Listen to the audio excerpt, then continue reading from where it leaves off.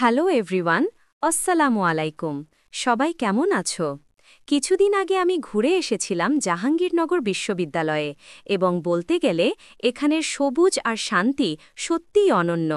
সবুজ গাছপালা, ঝকঝকে পদ্মাপুকুর আর হালকা বাতাস সব মিলিয়ে একদম মনকে প্রশান্ত করার মতো পরিবেশ। ক্যাম্পাসের ছোট ছোট পথ, ঘন বন আর পদ্মাপুকুরের নীরব ঢেউ সবকিছু যেন এক স্বপ্নের মতো। পাখির ডাক, হালকা বাতাস আর চারপাশের সবুজ এগুলো একসাথে মিলিয়ে এক মনকে শান্ত করার পরিবেশ তৈরি করে। পদ্মাপুকুরের ধারে বসে কয়েক মিনিট নিঃশ্বাস নিলেই মন পুরোপুরি তরতাজা হয়ে যায়। এখানে ছবি তোলা বা শুধু বসে প্রকৃতির সৌন্দর্য দেখাও এক অসাধারণ আনন্দ। আরেকটি আনন্দ হল খাবার। ক্যাম্পাসের খাবারের দোকানগুলো পদ্মাপুকুরের পাশে আর চারপাশে সবুজ গাছপালা। খাবারের জন্য আলাদা আরামদায়ক স্পেস। এখানেই খেয়ে নিলাম ভর্তা এবং পানিপুরি। ভর্তার মশলাদার স্বাদ আর পানিপুরির খাস্তা সতেজতা একেবারে অসাধারণ।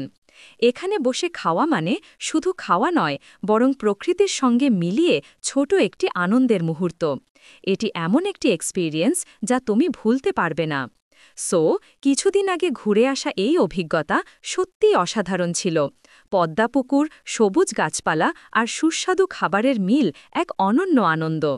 যদি কখনো জাহাঙ্গীরনগর বিশ্ববিদ্যালয়ে আসো, এই সবুজ